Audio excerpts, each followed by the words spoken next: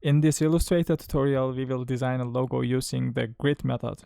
So I already imported the reference sketch that I'm gonna follow along, and I gave in some numbers so I can easily follow from the squares.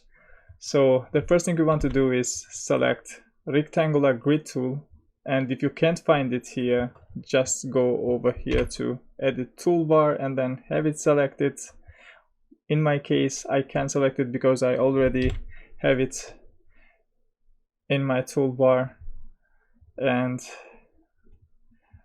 have it selected, create a new layer, have it selected, and click on it once, and then change this. Make sure to change horizontal and vertical dividers to 20. Click OK, and then we will scale it up. So while holding Shift, we drag the mouse and scale it up. And make sure to give it a stroke value of 1. So we give this a stroke value of 1, so we can follow along from the squares even. And now we are gonna rename this. So double click on it.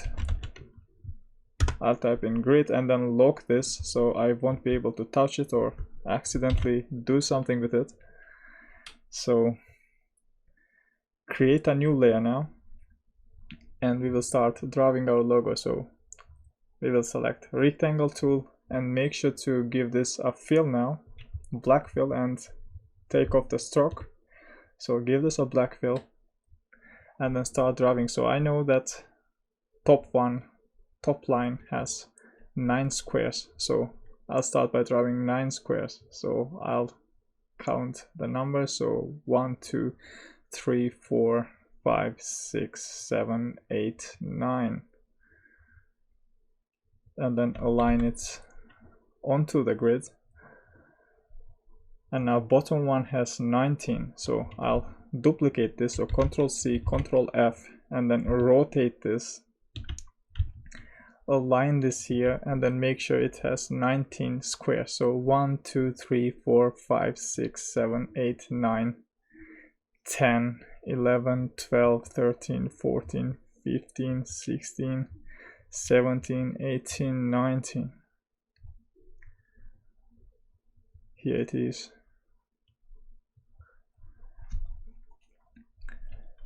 So for the next one, this one has 6 squares. So we duplicate this again, Ctrl C, Ctrl F, and then move this here, and then make sure it has 6 squares.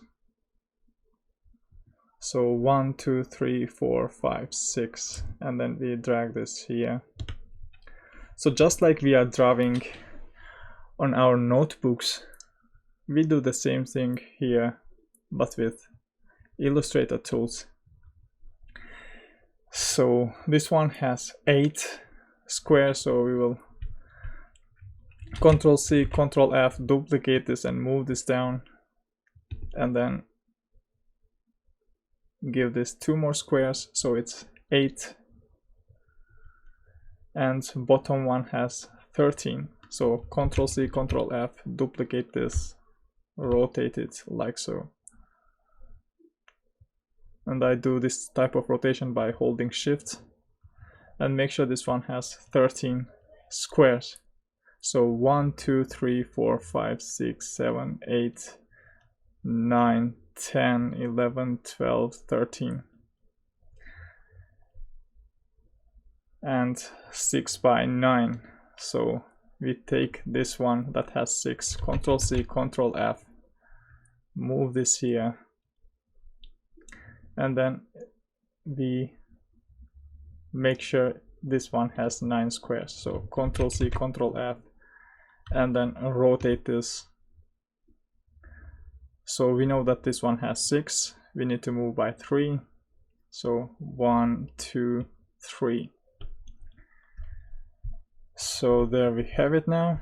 And for this one, bottom part, we can do it by, we draw a rectangle around here,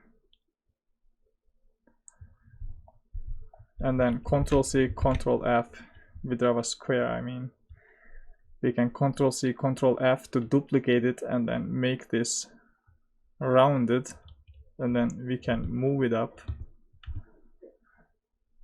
to the center part of it, and we need to scale it up while holding Shift so it overlaps a little.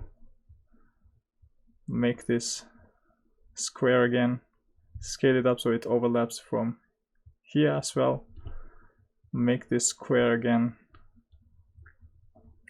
and then select this part, and then have Shape Builder tool selected and cut the unnecessary parts. So we will unite these parts with Shape Builder tool, and I was holding Alt to extract the unnecessary parts. So now we can, while holding Alt and Shift as well, we drag proportionally over here, and then we can right click on Transform, select the Reflect, and then vertically reflect it.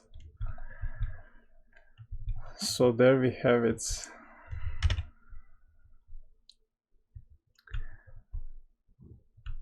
As for the other ones, we need to make these parts rounded, so we select Direct Selection tool and then select only this point, and then drag this like so it gets rounded. Select this part again, do this for other parts as well, so we make them all rounded. Same for this one, and then we are going to select all of those and then go to Pathfinder and unite those together. So this icon, and if you don't see this Pathfinder option, then just go here to Window and then check Pathfinder over here. And now we are gonna click on it and then right click, ungroup. And I forgot to round this one, so have Direct Selection tool selected and then select this point and then round this one as well.